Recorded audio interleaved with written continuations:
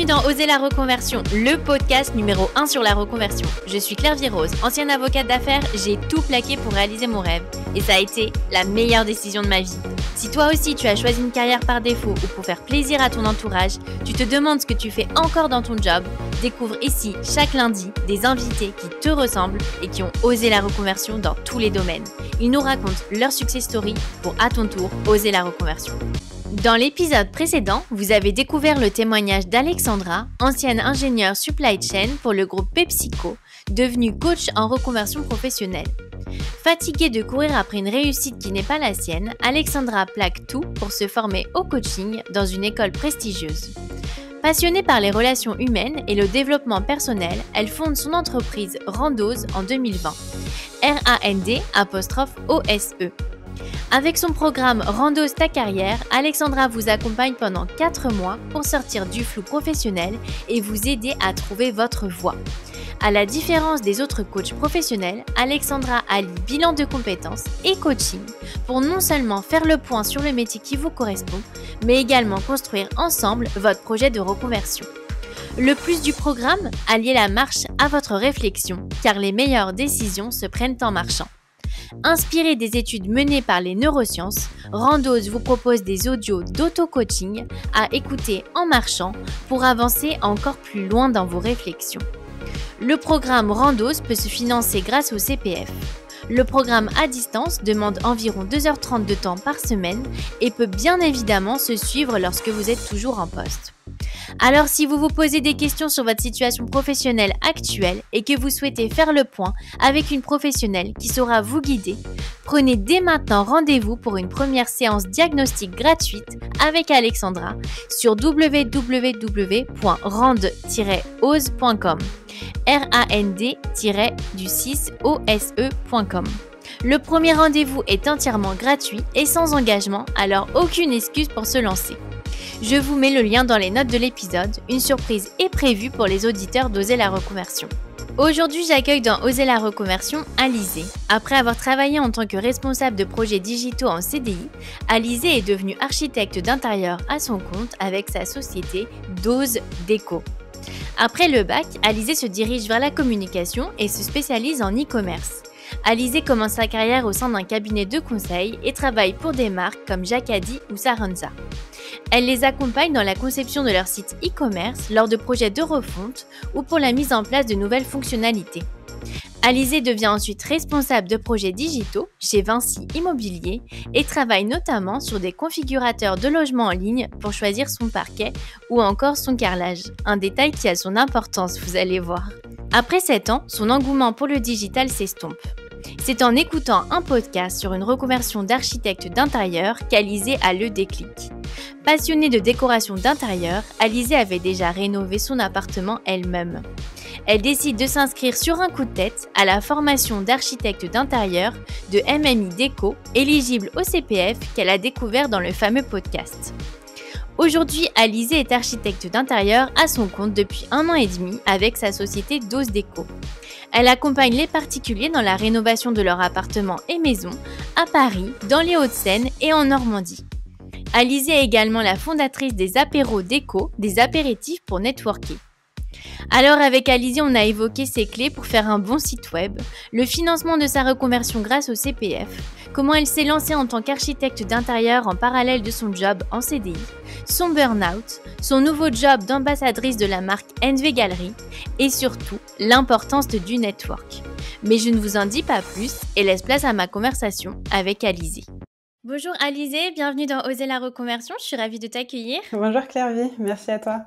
Alors, est-ce que tu peux nous dire quel est ton métier actuel ? Alors aujourd'hui, je suis architecte d'intérieur à mon compte. Donc j'ai créé ma structure Dose Déco et j'accompagne des particuliers dans la rénovation de leur appartement et leur maison. Alors, tu n'as pas toujours fait ça. Est-ce que tu peux nous raconter quelles ont été tes premières études et puis ton premier métier ? Oui, alors en ce qui concerne mes études, moi j'ai réalisé un cursus en communication à l'ISCOM Paris qui était assez généraliste et j'ai fini mes études par une spécialisation en master avec un MBA en e-commerce. Et donc, en termes de premier métier, j'étais principalement dans la gestion de projets digital. Donc, j'ai commencé en tant que consultante, principalement dans l'accompagnement de sites e-commerce, sur des projets de refonte, création de nouvelles fonctionnalités sur les sites web, les applications, pour des marques comme Jacadi ou Sarenza. Et ça, tu bossais en agence du coup pour faire ça? Non, j'étais dans un cabinet de conseil et donc ensuite ils nous proposaient différentes missions sur lesquelles on accompagnait des clients, voilà, sur des projets assez structurants, type refonte de site web, e-commerce. Bah, ça te plaisait? C'est assez sympa quand même de bosser pour des sites de marques connues, je dirais. À l'époque, ça me plaisait. En fait, ben, le digital, c'est vrai que c'est toujours un secteur qui est assez porteur, avec pas mal de nouveautés. Il y a beaucoup de projets, donc c'est vraiment stimulant.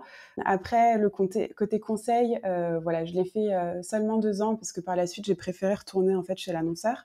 Mais oui, au début, ça me plaisait pas mal. Et donc, tu faisais quoi après? Ensuite, j'ai intégré un poste de responsable des projets digitaux chez Vinci Immobilier, qui est un promoteur. Et donc, ben, mon quotidien, c'était de gérer une petite équipe et de travailler sur différents sites web à destination des clients, type un espace personnel, un configurateur de logement en ligne pour choisir son parquet, son carrelage, etc. Un site de parrainage. Et donc, l'idée, c'était de rédiger des cahiers des charges, participer à l'élaboration des nouveaux designs de ces pages-là, suivre les équipes de développement, réaliser des tests pour s'assurer que tout était OK par rapport à ce qu'on avait prévu, à mettre en ligne, gérer les bugs, les interconnexions entre les différents systèmes informatiques. Et c'est vrai qu'au bout d'un certain temps, j'ai un peu moins trouvé mon compte. Il y avait vraiment beaucoup de projets, des choses qui étaient parfois très techniques et qui me ressemblaient moins parce que j'ai quand même un côté qui est un petit peu créatif. Et donc, c'est vrai que sur le long terme, je me sentais un petit peu moins à ma place. Et en fait, du coup, tu faisais à la fois la programmation plus web et à la fois la conception, ou c'était non très distinct, tu faisais... Non, c'était différent. Moi, je faisais pas de développement, c'est-à-dire que j'avais quelques connaissances techniques et je rédigeais en fait les cahiers des charges de ce que je voulais. Et ensuite, on avait des agences et des équipes de développeurs qui codaient, on va dire, tout ce qui était nécessaire. Et ensuite, moi, je vérifiais pour les lancements en ligne. Alors, est-ce que tu as des conseils justement pour réaliser des bons sites web? Bah, je pense que déjà, faut connaître l'objectif de ce qu'on veut en faire. Le contenu aussi, c'est très important. Avoir une bonne balance entre le visuel, l'aspect assez sympa, et après la partie contenu.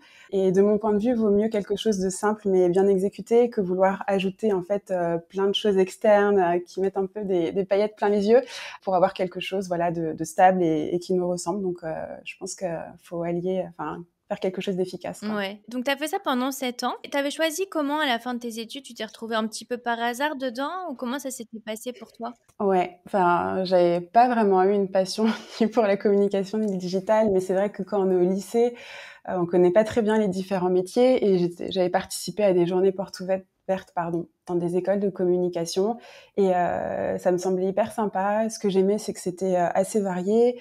Il y a pas mal de filières différentes et la formation que j'ai suivie était très professionnalisante, pardon. C'est-à-dire qu'on avait l'opportunité de faire un certain nombre de stages qui m'a permis en fait de découvrir différents milieux, que ce soit de travailler en agence, dans l'événementiel, la partie un peu plus digitale, puisque j'ai pu intégrer des agences de web design, etc. Et c'est vrai que, on va dire un peu par élimination, mon choix s'est affiné et c'est comme ça que je me suis spécialisée après dans le digital en tant que tel. Mais c'était un peu parce que voilà, j'étais là, que c'était dans l'air du temps, etc. Mais pas vraiment un vrai coup de cœur. Et donc, tu as fait ça pendant 7 ans. Est-ce que tu as eu un déclic, un événement déclencheur où tu t'es dit, là, c'est bon, je change? C'est assez particulier parce que je suis quelqu'un de très rationnel et ce déclic, il est un peu instinctif. Mais j'écoute énormément de podcasts et j'en ai écouté un sur une personne qui racontait un parcours de formation via le CPF. Et je me suis souvenue en fait de cette plateforme, je me suis reconnectée et instinctivement, j'ai tapé architecte d'intérieur. Et j'ai trouvé une formation, je me suis dit, bah, je me verrais bien faire ça. J'en ai parlé autour de moi, mon entourage, et tout le monde me disait, bah carrément, ça te ressemble beaucoup, on te verrait bien faire ça, tu serais sûrement douée. Et sans même trop réfléchir, en fait, je me suis inscrite. Je me suis inscrite, mais à ce moment-là, j'étais toujours salariée, je travaillais toujours à temps plein. Et donc, du coup, je faisais ça en parallèle de mon boulot. Et quand tu fais une formation via le CPF, ton employeur est au courant de la formation que tu suis ou c'est vraiment indépendant, c'est... Non, c'est indépendant. En fait, dans le CPF, on a un peu comme une cagnotte, en fait, Ouais. de montants qu'on a acquis avec ces années justement de travail. Et donc, à ma connaissance, il n'est pas au courant, je crois pas. Ouais, parce que, enfin, je sais pas du tout. C'est vrai qu'on entend souvent c'est financé par le CPF, mais je sais pas comment ça marche. En fait, t'as accès sur un site indépendant et après tu fais ton choix tout seul, en fait. C'est ça. En fait, pour ma part, j'ai financé à peu près la moitié par l'argent qui était sur mon CPF et le reste, je l'ai financé moi-même. Et donc, du coup, même l'école, elle n'est pas reliée avec l'employeur, etc. Donc, c'est assez indépendant. Et donc, t'as fait quelle école et comment ça s'est passé? Ça se conjugue bien avec un travail à temps plein? Alors, moi, j'ai intégré MMI Déco, qui est une école qui accompagne pas mal de personnes dans la reconversion professionnelle, dans tout ce qui est décoration et architecture d'intérieur. Il y a plusieurs cursus qui existent, notamment un en présentiel. Et moi, j'ai décidé de le faire à distance pour plusieurs raisons. Déjà parce que j'avais un travail à temps plein et j'étais pas forcément dispo pour bosser à 100% sur une formation en présentiel. Et aussi en termes de timing, c'était la période en fait où on avait les couvre-feux entre deux Covid, etc. Et donc, je bénéficiais de mes soirées et mes week-ends où on avait beaucoup moins de sorties pour pouvoir bosser. Et je me suis dit, en fait, c'est le moment idéal parce que comme on a beaucoup de moins de choses, de distractions, on va dire, je vais en profiter pour bosser là-dessus et voir déjà si ça me plaît parce que je voulais pas non plus quitter ma précédente vie sans être sûre que c'était vraiment le métier qui me convenait. Donc, j'ai fait les deux en parallèle. Mais quand tu t'es inscrite, c'était quoi? C'était un peu pour avoir un peu du fun ou directement tu t'es dit ça va, ça peut devenir ma future carrière? Non, en réalité, j'avais jamais pensé faire ça comme métier, mais j'ai toujours adoré tout ce qui est décoration, etc. Euh, En termes de temps libre, j'adore découvrir des lieux, que ce soit des musées, des hôtels, des restaurants, justement pour les différents décors qu'ils apportent. Moi, précédemment à ça, j'avais totalement rénové mon appartement après l'avoir acheté. Donc, j'étais quand même un petit peu dans ce milieu-là. Et malgré tout, comme je travaillais aussi dans le secteur de l'immobilier, au quotidien, je voyais des plans d'appartements, de maisons.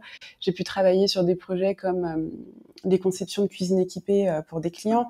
Donc, c'est vrai que je pense que l'ensemble, en fait, de toutes ces choses que je faisais au quotidien m'ont inconsciemment fait converger vers l'architecture d'intérieur. Voilà, je savais que c'était quelque chose qui pouvait me plaire. D'abord parce qu'il y avait un côté créatif, mais aussi il y a une partie qui est assez technique et pragmatique sur tout ce qui est plan, que ce soit électricité, plomberie, etc., qui est très carré. Moi, mon esprit, il est un petit peu, voilà, le mix des deux. Donc, je voyais que ça pouvait me convenir. Et tu penses que tu n'avais pas fait ça tout de suite? Pourquoi? Tu pensais qu'il n'y avait pas trop de job, pas trop, c'était difficile d'en vivre? C'était quoi un peu les blocages que tu avais? Je pense que, moi, j'ai débuté mes études en 2010. Même si ça existait déjà, architecte d'intérieur, c'était beaucoup moins déployé qu'aujourd'hui. Enfin, j'y avais jamais pensé en termes de métier et de profession. Et c'est vrai que c'est quelque chose qui s'est démocratisé sur ces dernières années et que j'ai peut-être plus vu aussi dans mon entourage proche. J'ai des amis qui travaillaient dans ce secteur, donc je voyais un petit peu ce qu'elles me racontaient de leur quotidien, etc. Donc, je pense que ça a germé un petit peu comme ça au fur et à mesure. Et alors, comment ça se passe la formation? Ça dure combien de temps et qu'est-ce que tu apprends un peu? Alors là, c'était une formation qui durait 6 mois. Donc, on avait une plateforme avec pas mal de cours sur des parties qui sont très techniques, l'électricité, la plomberie, l'isolation, etc.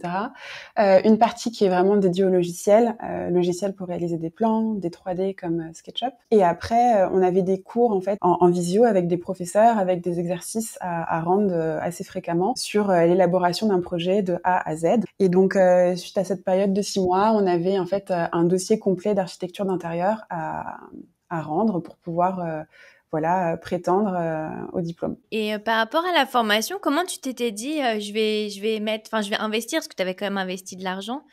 Comment tu t'es dit, c'est vraiment ça que j'ai envie, c'est fait pour moi, il faut que... Parce que c'est quand même un engagement quand on...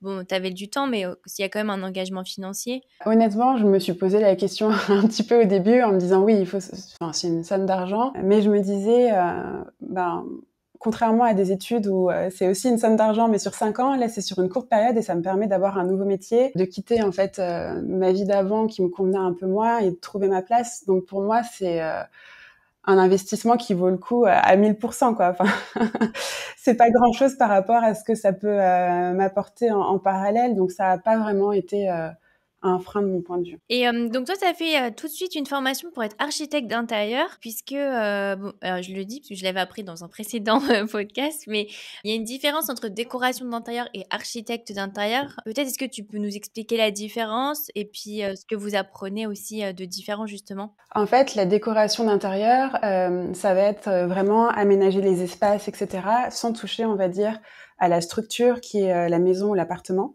C'est-à-dire que dès qu'on va changer, ce soit des revêtements de sol ou casser une cloison, etc., ça nécessite en fait davantage de compétences et aussi des engagements qui sont plus importants parce que ça touche à la structure et donc ça nécessite notamment une assurance qui est différente, etc. Donc voilà, je m'étais posé la question au début sur est-ce que je voulais être décoratrice ou architecte, mais c'est vrai que c'est un petit peu limitant de mon point de vue de faire que la déco après lorsqu'on cherche des clients. Parce qu'on a rarement des personnes qui nous sollicitent juste pour meubler. En réalité, c'est qu'ils ont besoin d'accompagnement technique, soit parce qu'ils ont une problématique. Aujourd'hui, on parle beaucoup de rénovation énergétique sur l'isolation autre, ou qu'ils veulent agrandir des espaces et que du coup, il faut réagencer les différentes pièces, casser des cloisons ou autres. Ils nous attendent aussi beaucoup sur les pièces qui sont on va dire techniques, les pièces d'eau comme les salles de bain ou les cuisines où il y a quand même des choses plus complexes en termes de plomberie, etc. Donc à partir de ce postulat-là, je trouvais que l'architecture d'intérieur, même si ça nécessitait plus d'apprentissage, ça correspondrait plus aux besoins en fait sur le marché par la suite. Et donc en 6 mois, on peut être architecte d'intérieur? Alors, c'était 6 mois de formation. Après, en parallèle, donc il y avait toute la partie dossier et j'ai pu réaliser aussi par la suite un stage. En fait, suite à la formation, j'ai aménagé mon temps de travail dans mon précédent entreprise. Mon employeur m'a accordé un 4/5e qui me permettait en fait d'avoir des week-ends de 3 jours et j'en ai profité justement pour réaliser une formation, on va dire, plus terrain où j'ai pu voir différents types de projets à des phases de chantier différents. C'est-à-dire qu'au début, on est sur la conception qui est très théorique sur le plan, les 3D, etc. Et après, il y a la phase de chantier, on va vraiment sur place, on voit les équipes qui réalisent les travaux et c'est là qu'on apprend aussi énormément. On va dire que la formation en tant que telle, c'était 6 mois, mais après, il y a un apprentissage qui est un peu sans fin, je pense, parce que chaque cas de figure est vraiment différent dans les appartements. On tombe parfois sur des surprises sur les chantiers, donc je continue encore aujourd'hui à me former. Et le stage, ça dure combien de temps pour après valider ta formation? Alors, le minimum, c'était sur une période de 3 semaines. Après, voilà, chacun, en fonction de ses contraintes, pouvait faire plus ou moins. Et alors, comment ça s'est passé pour annoncer à ton employeur justement que tu voulais ce 4/5e? Comment tu as fait? Parce que c'est vrai que c'est assez enfin, c'est un peu le rêve, je pense, pour beaucoup de pouvoir se reconvertir tout en gardant la sécurité de son emploi. Alors, est-ce que tu as Mmh. des conseils justement pour aborder le sujet avec ton boss? C'est vrai que je savais pas vraiment comment prendre la chose parce que, c'est un petit peu étonnant. Du coup, je lui ai expliqué que, je faisais ça depuis, plusieurs mois, que j'avais vraiment trouvé ma voie et que j'avais besoin de temps, du coup, pour, faire ce fameux dossier, pour, avoir, le diplôme. Mon entreprise a été très compréhensive et m'a permis, en fait, de m'accorder, ce temps supplémentaire et c'est vrai que, ça m'a permis, de faire tous les éléments pour, obtenir le diplôme et aussi après commencer à chercher des premiers clients pour justement par la suite amorcer une vie professionnelle déjà avec des premiers projets pour pas être vraiment partir de zéro. Donc c'est vrai que c'est un confort. Et tu as des conseils pour aborder le sujet? Parce que, bon, c'est pas facile de dire, bon, voilà, ça en fait, ça fait des mois que je fais autre chose. Enfin, tu vois, ça peut être pris un peu en se disant, «Ah, bah, elle était pas à 100 impliquée dans le travail puisqu'elle avait ça en tête». Enfin, on peut toujours avoir peur un peu de voilà, des réactions en face. Donc est-ce que tu as des conseils, toi, pour, aborder le sujet et puis aussi rassurer son employeur pour, dire: «Bon, bah, voilà, oui, je vais faire autre chose en même temps, mais voilà, je serai quand même 100 impliquée». Comment tu as fait toi pour, présenter, la chose?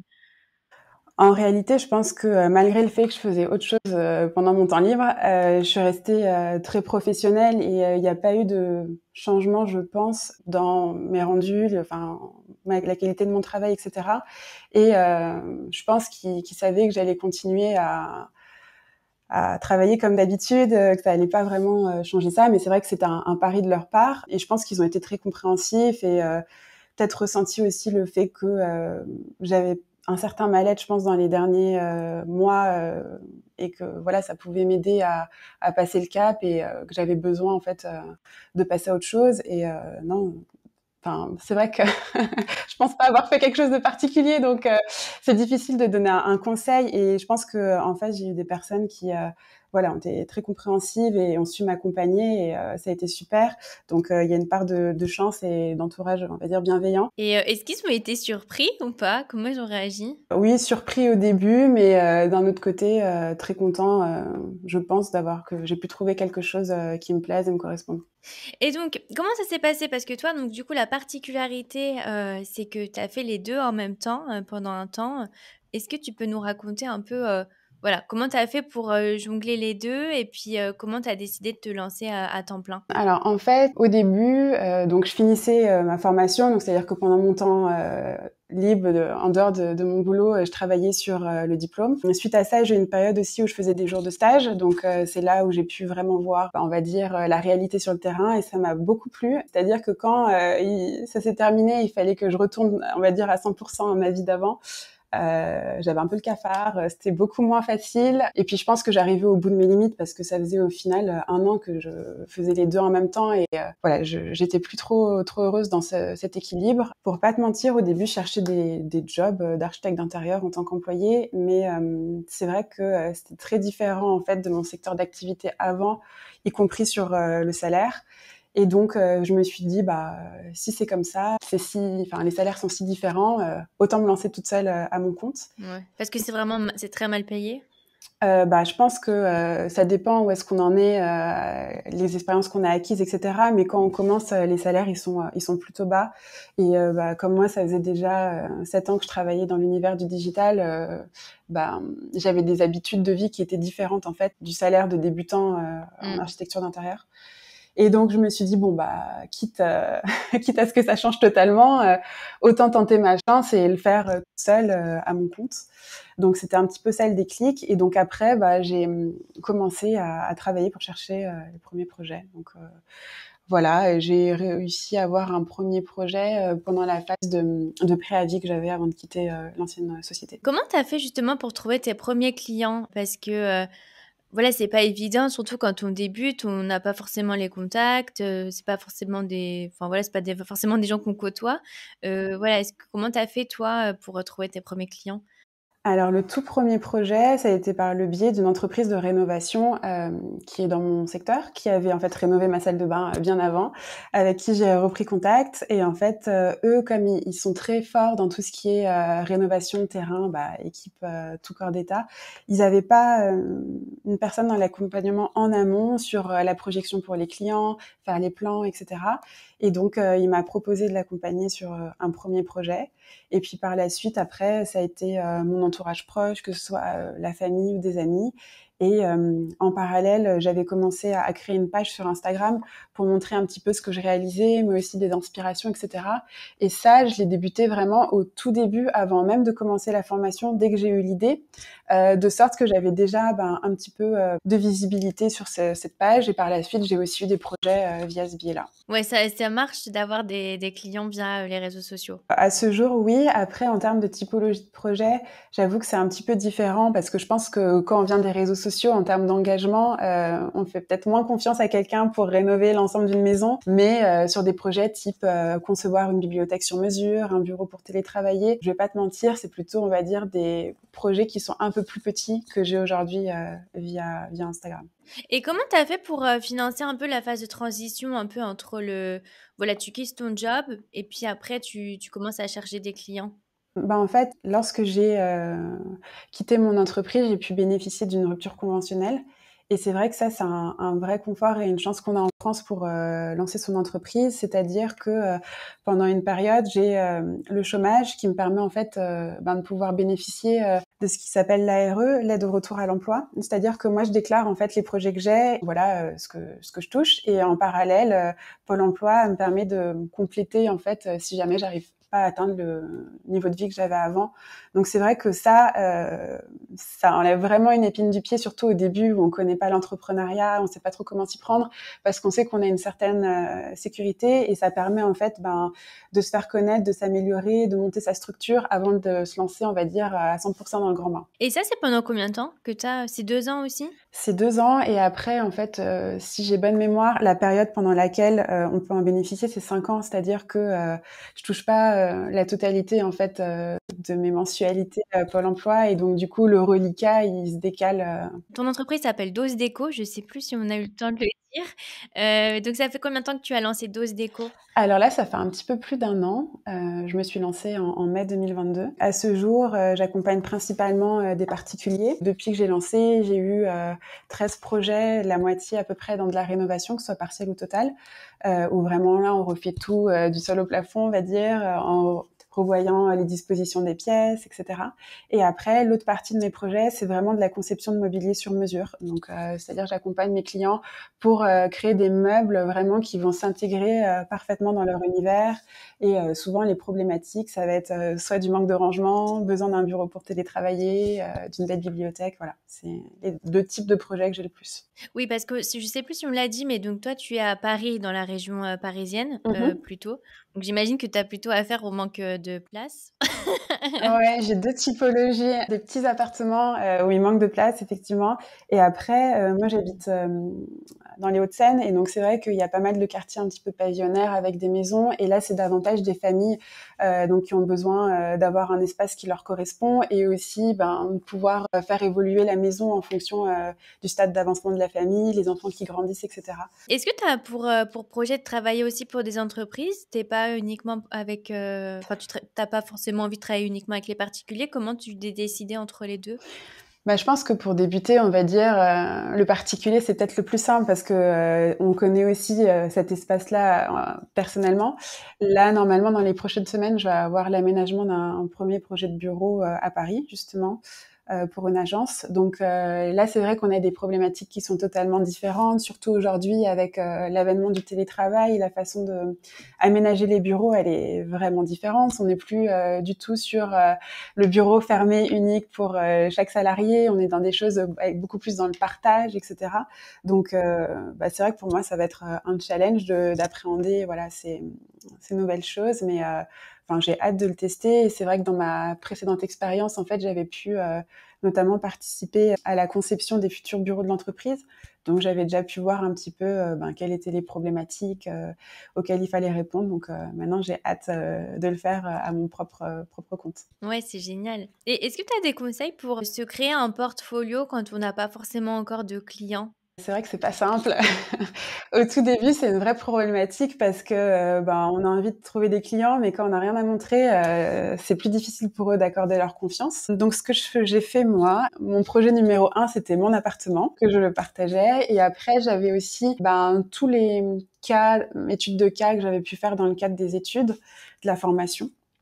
Et ensuite, j'accompagnais un peu des personnes dans mon entourage, c'est-à-dire que y a parfois des amis qui déménageaient, qui me disaient là, en termes de mobilier, j'ai pas trop d'idées, etc. J'essaie de leur proposer quelque chose, et on va dire que ça a constitué mon portfolio pour démarrer. Et après, c'est vrai que j'avais cette problématique aussi sur Instagram et les réseaux sociaux, où on sait que les algorithmes aiment bien qu'on les alimente régulièrement, qu'on communique beaucoup. Et c'est vrai que quand on fait pas grand-chose au début, c'est pas simple. Et en fait, je partageais beaucoup d'éléments d'inspiration, c'est-à-dire que dès que j'allais dans des lieux où j'aimais bien la décoration, que ce soit des boutiques, des restaurants, voilà, des endroits différents, en fait, je prenais des photos pour montrer en fait que c'était un univers et une esthétique qui me parlait, qui correspondait à ce que je voulais transmettre avec Dose Déco. C'est vrai qu'on en a pas parlé, mais donc toi, tu fais des choses qui sont assez modernes, je dirais, assez épurées. Comment tu décrirais peut-être comment c'est vrai qu'on est audio, c'est un peu plus difficile. C'est vrai que c'est pas simple de décrire un style.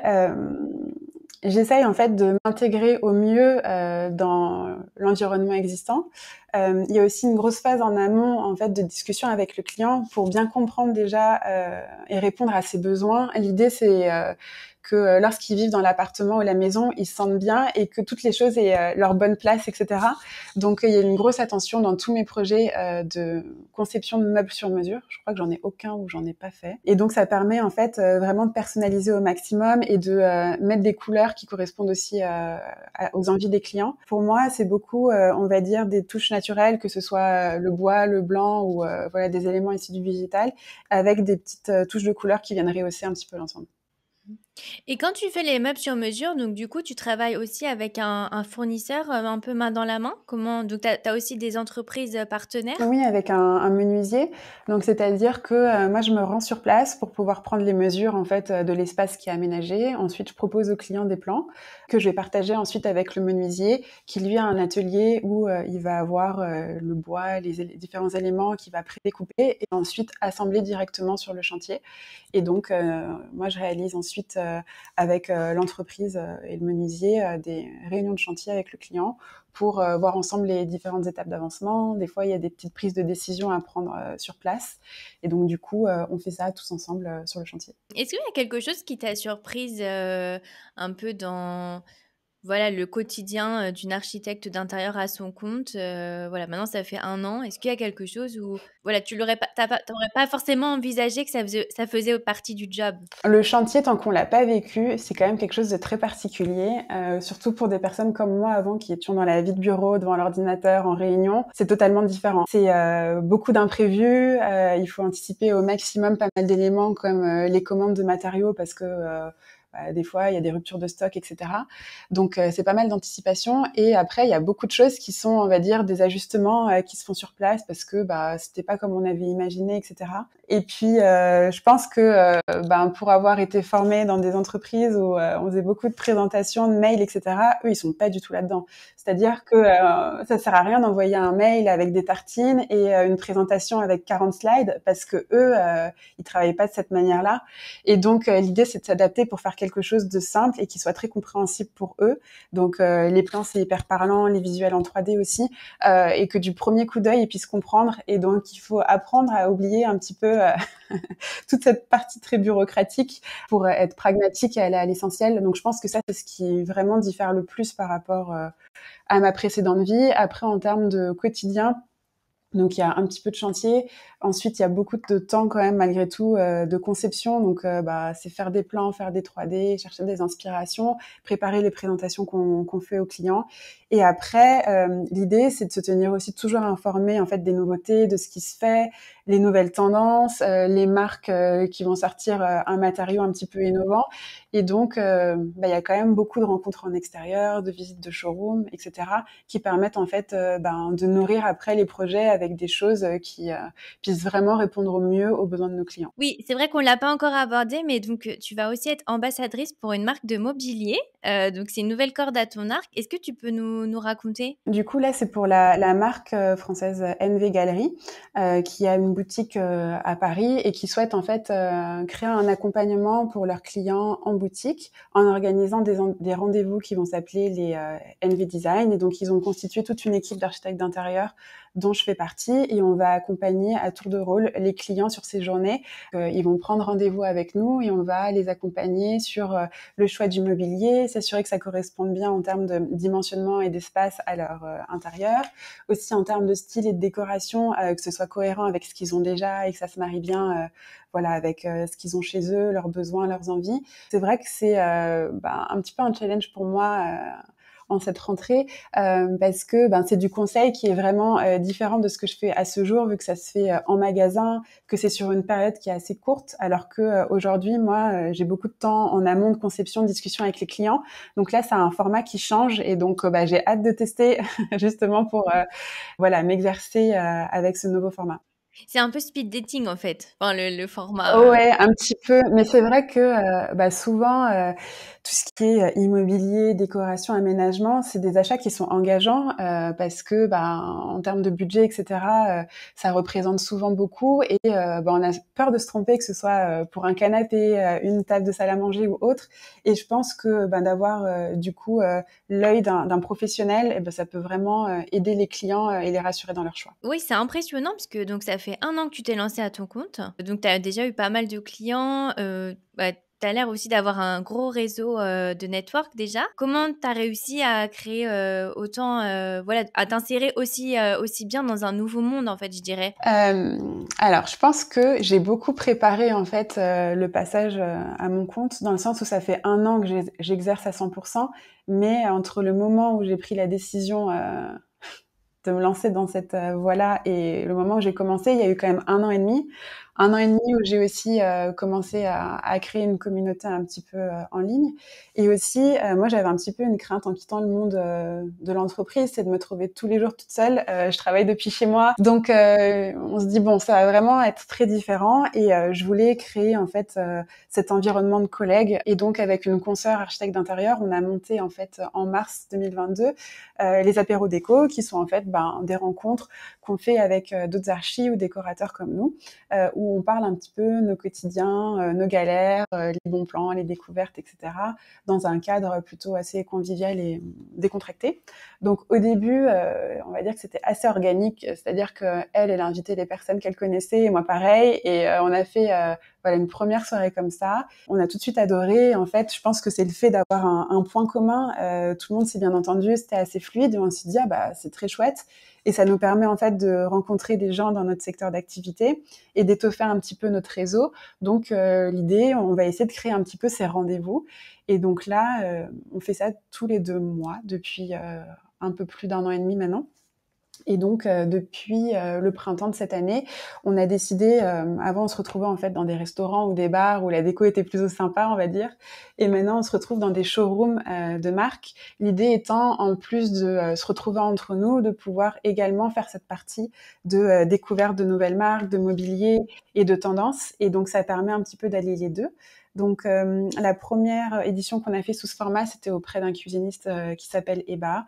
Et là, ce soir, on a un autre apéro, cette fois-ci, auprès d'une marque qui s'appelle De Bon Goût.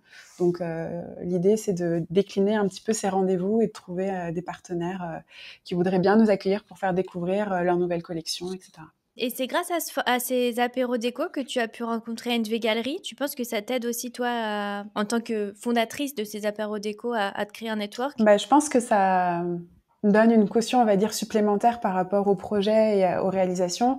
Le fait d'avoir un réseau et d'être, je sais pas si établi c'est le mot, mais de montrer qu'on connaît son secteur d'activité, ça peut apporter en crédibilité, surtout quand on est une jeune structure comme moi. Après, c'est pas par ce biais-là que j'ai rencontré NV Galerie. En fait, eux, ils ont sourcé différents architectes et voilà, ils nous ont proposé cette expérience-là.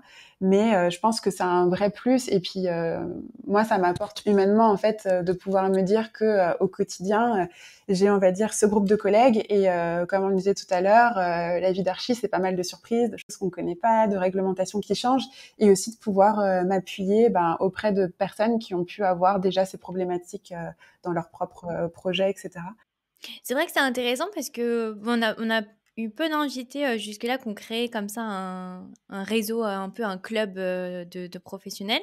Et c'est intéressant parce que je trouve que c'est pas forcément instinctif parce qu'on peut aussi avoir un peu peur de la compétition, tu vois, de se dire bon, je vais partager tous mes tips avec quelqu'un voilà, lui, il a peut-être pas forcément idée. Peut-être aussi, je vais lui partager mon réseau.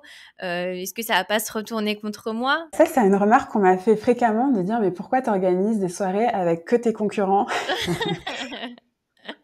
Et en fait, je pense que c'est aussi propre à ce métier et ce secteur d'activité. Déjà, il y a peu de travail salarié, beaucoup de personnes sont à leur compte, et même dans les agences, souvent c'est des petites structures où ils sont 2, 3, 4 personnes. Et donc, je pense qu'on a besoin en fait de s'aider et s'appuyer les uns les autres. Et on peut se retrouver aussi sur des fois des clients qui nous proposent des projets qu'on peut pas être à même de traiter parce que manque de temps ou c'est pas notre spécialité, etc. Et ça permet en fait, comme on se connaît déjà entre nous, de recommander des tiers de confiance.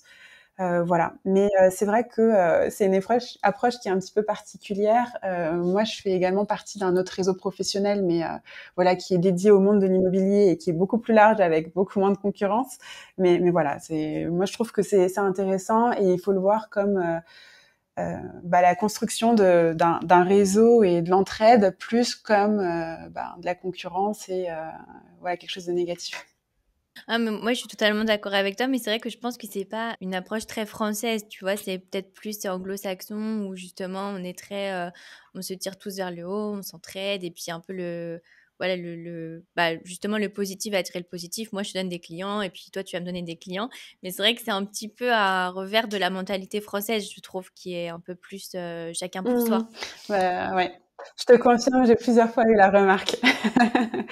Est-ce que tu penses que c'est possible donc toi, ça marche bien pour toi, mais est-ce que tu penses que c'est possible de se lancer et d'en vivre? Je dis ça parce que c'est vrai qu'en ce moment, c'est un peu compliqué la situation actuelle, voilà, avec l'inflation, voilà, les gens, ils ont de moins en moins d'argent. Je n'y connais rien, mais je me dis ça doit être difficile de trouver, des clients qui ont les moyens, faire une rénovation, faire appel à un architecte d'intérieur. Donc voilà, est-ce que c'est possible d'en vivre? Est-ce qu'en ce moment, c'est un bon moment pour se lancer? Comment toi tu le vois? Alors, sur le peu de d'années d'expérience que j'ai, ce que je peux, dire, c'est que je vois que, effectivement, le secteur, il pâtit un petit peu de la crise économique et aussi, du coût plus important des prêts immobiliers et cetera, qui amputent leur budget, pour ensuite, pouvoir, aménager à leur goût et cetera.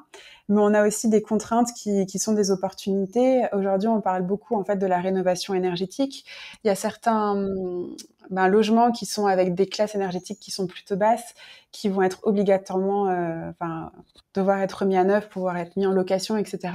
Et donc, on se trouve dans des cas de figure où il y a des clients qui sont obligés de faire ces travaux-là et qui vont se dire, bon, bah, quitte à mettre un billet sur la table, autant tout refaire à cette occasion. Donc, je pense qu'il y a certaines contraintes qui apportent aussi du positif et des projets. Donc voilà, mais oui, on va pas se mentir, c'est plus compliqué, je pense, qu'il y a plusieurs années parce que on a eu aussi des matériaux qui ont énormément augmenté, notamment suite voilà à la guerre en Ukraine. Donc c'est vrai qu'il y a une conjoncture de facteurs qui est pas forcément qui va pas dans notre sens, mais malgré tout, les gens ils continuent de vivre, ils auront toujours des projets de vie, la famille qui s'agrandit, etc. Des déménagements. Voilà, il y a moyen de trouver toujours des beaux projets, mais c'est un petit peu plus complexe qu'avant. Alors, c'est une nouvelle question que je pose dans le podcast. C'est quoi le meilleur conseil qu'on t'ait donné? Euh, hmm. Là, comme ça, un conseil, j'en ai pas en tête, mais c'est vrai ce que les gens me disaient le plus fréquemment quand je leur annonçais que je changeais de voie, que je me reconvertissais. Ils me disaient tous oh là là, t'es courageuse, ça doit être difficile, etc. Alors qu'en réalité, ce qui était difficile, c'était de continuer ma vie d'avant, qui me prenait beaucoup plus d'énergie et qui était plus contraignant pour moi, et que à l'inverse, même si c'était du temps supplémentaire par rapport à ce que je faisais déjà habituellement, euh, comme c'était quelque chose qui me plaisait, y passer du temps, ça me dérangeait moins. Et je pense que si on fait quelque chose par passion, même si au début c'est difficile de se lancer, etc., et ben on peut y passer beaucoup plus de temps et ça nous draine beaucoup moins d'énergie que quand on doit faire quelque chose qu'on aime moins et on y va un petit peu à reculons. Donc pour moi vraiment le conseil c'est faire des choses qu'on aime parce qu'on pourra donner beaucoup plus que quelque chose où on a moins le cœur à l'ouvrage. Ouais, et c'est marrant parce que c'est souvent quelque chose que les invités disent dans le podcast, que justement le courage finalement c'est de rester presque dans son ancien job. Ouais, ouais, C'est un peu. exactement. Alors, dernière question, c'est toujours la question que je pose à la fin. C'est quoi pour toi une reconversion réussie? C'est de réussir à se lever le matin avec envie et entrain. Moi, il y a quelque chose auquel je pense souvent le lundi matin, c'est de me dire je suis pas à cette réunion d'équipe que j'aimais si peu. Donc se lever pour les bonnes raisons, faire quelque chose qu'on aime, être accompagné aussi avec des professionnels de qualité qui nous permettent en fait de pouvoir travailler sereinement. Et puis le mieux c'est de pouvoir en vivre aussi parce que c'est vrai que c'est un gros challenge au début. Surtout quand on se lance, parce que on tâtonne encore un petit peu, mais la cerise sur le gâteau, c'est pouvoir être serein au quotidien et pouvoir en vivre facilement. Est-ce que justement tu donnerais comme conseil au début de prendre des projets gratuits, dans le sens pour son entourage, pour se faire un portfolio? Je pense que c'est une bonne chose. Après, tout dépend des situations personnelles de chacun. C'est plus facile de le faire comme moi quand j'étais salariée à côté, parce que forcément, on n'a pas ce souci de financier. Après, c'est vrai que dans mon entourage aussi, il y en a qui m'ont fait confiance et qui m'ont permis en fait de les accompagner sur des projets.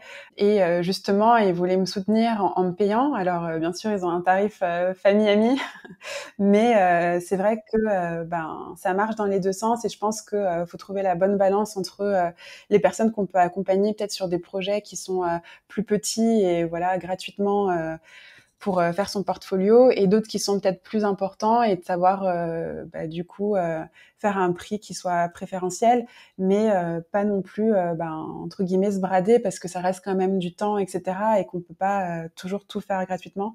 Mais c'est vrai qu'au début, quand on n'a rien, c'est toujours une bonne solution pour avoir des premières choses à montrer. Et oui, la dernière question que je voulais te poser, c'était comment tu t'organises au niveau de ton temps, puisque tu fais pas mal de choses, puisque tu as les apéros déco, tu vas être ambassadrice pour la marque de mobilier, j'imagine que tu es toujours aussi à la recherche de nouveaux clients, plus le suivi de tes chantiers, la conception. Voilà, comment tu fais peut-être pour organiser ton quotidien? En plus, c'est vrai que tu as réussi à faire une reconversion tout en gardant ton job. Donc j'ai l'impression que tu es quelqu'un qui est très organisé, qui arrive bien à manager son emploi du temps. Est-ce que tu as des conseils justement pour au quotidien gagner en efficacité? C'est vrai qu'en règle générale, moi j'ai toujours plusieurs projets en parallèle. C'est à peu près 3 ou 4 projets, et ils sont à des stades d'avancement différents. C'est-à-dire que en règle générale, le matin, c'est le moment où on a les réunions de chantier. Donc souvent, lorsque je dois faire ces déplacements-là, c'est en début de journée. Et après, quand je reviens de ces rendez-vous-là, c'est là où je me pose pour faire tout ce qui est mail, administratif. Et après, j'essaye de me laisser en fait des périodes de temps où j'ai pas de rendez-vous, j'ai rien, au moins 1 ou 2 journées dans la semaine pour pouvoir faire la conception, réfléchir au projet, au plan à fond. Parce que c'est vrai que lorsqu'on a beaucoup de rendez-vous, que c'est entrecoupé, qu'on a une petite phase de 1 heure par-ci, 1 heure par-là, c'est plus difficile de trouver l'inspiration, de prendre le temps. On est interrompu, et pour moi, c'est moins facile de travailler cette partie-là. Après, honnêtement, pour les autres missions comme les apéros déco, ça c'est quelque chose limite que je fais comme un loisir, parce que j'adore organiser en fait ces événements-là. Il y a un côté événementiel qui est un peu d'organiser une soirée, donc moi je trouve hyper sympa, et que je fais ça voilà un petit peu au fil de l'eau en parallèle. Et après, pour les futurs rendez-vous voilà qui vont débuter à la rentrée, c'est vrai que pour le moment, c'est un rendez-vous par semaine qui va être proposé par la marque, et on va se relayer entre architectes d'intérieur. Donc, on n'aura pas non plus des rendez-vous qui seront très fréquents. Ce sera peut-être 1 fois par mois ou tous les 2 mois. Donc, je pense que pour les débuts, ce sera assez facile de pouvoir essayer d'organiser son agenda. Mais c'est vrai que c'est quelque chose qui me tient à cœur et que j'aime beaucoup en fait dans l'entrepreneuriat, c'est de pouvoir gérer son temps comme on le souhaite. Et aussi, je vais pas vous mentir, des fois je travaille le soir parce que la journée, j'ai préféré avancer sur des éléments qui sont plus perso, voir des personnes qui me tiennent à cœur, etc. Et donc, j'ai pas vraiment des journées de travail classiques comme j'étais au bureau, parce que je m'organise à ma façon. Ouais, c'est vrai que quand on est à son compte, c'est génial parce que je pense qu'on gagne du temps parce qu'on n'est pas à faire, par exemple, je sais pas, aller chez le médecin ou faire toutes les sorties le week-end, parce que justement, on a le temps de le faire la semaine, donc tout est un peu accéléré. Un grand merci en tout cas, Alizée. Donc, je mettrai tes réseaux sociaux, ton site internet pour les auditeurs, pour qu'ils puissent aller voir tes créations. Un grand merci pour tout ce que tu as partagé. Avec plaisir. Merci Claire-Vie. Si vous avez aimé l'épisode, abonnez-vous et laissez-moi un commentaire si vous écoutez l'épisode sur YouTube. Et si vous écoutez l'épisode sur Apple Podcasts, Spotify ou Deezer, abonnez-vous et laissez une note 5 étoiles et un avis. C'est ce qui donne le plus de visibilité à ce podcast. N'hésitez pas à en parler autour de vous et à partager l'épisode sur les réseaux sociaux pour aider un plus grand nombre à oser la reconversion.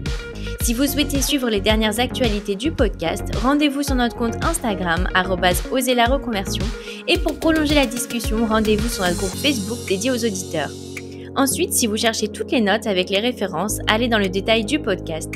Si vous souhaitez devenir annonceur, me proposer un invité ou me poser des questions, je serai ravie d'y répondre par mail à l'adresse partenariat@oserlareconversion.com.